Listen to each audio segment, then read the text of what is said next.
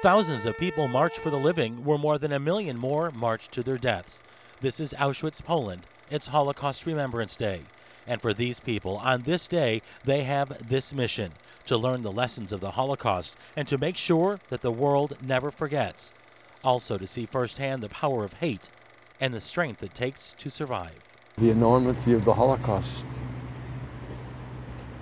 by itself is a very difficult thing to try and swallow or try to understand. We traveled here with 3 survivors from South Florida: David Schechter, David Mermelstein, and Joe Sachs. Each has a powerful story to tell. Each has a purposeful mission to complete. Continuity, a legacy.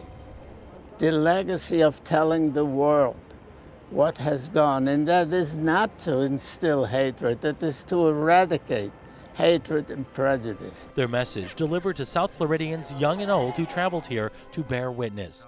They toured barracks, gas chambers, and crematoriums at the infamous concentration camps of Poland: Auschwitz, Birkenau, and Majdanek.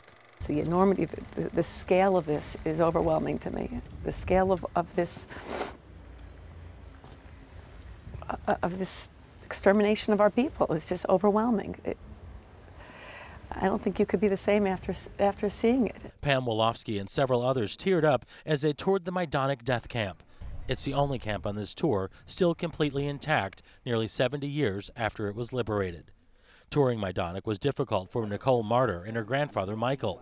The Holocaust survivor from Aventura was supposed to be sent there.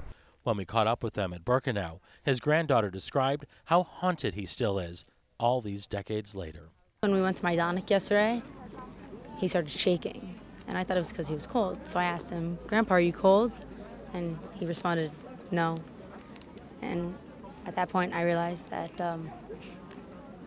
he was so traumatized, and I broke down. I couldn't fathom what he had gone through and done just to be here today. Out of the whole family, I'm the only one survivor. And of the 100 kids that went with me to Yanushov to the camp, only 8 survived. Majdanek is one of the most infamous death camps. On November 3rd, 1943, 18,000 people were killed there in just one day. That is the largest one-day, one-site mass killing during the entire Holocaust. We have much more on our trip to Poland on our website. Just go to cbsmiami.com/march. Ted Scouten, CBS 4 News.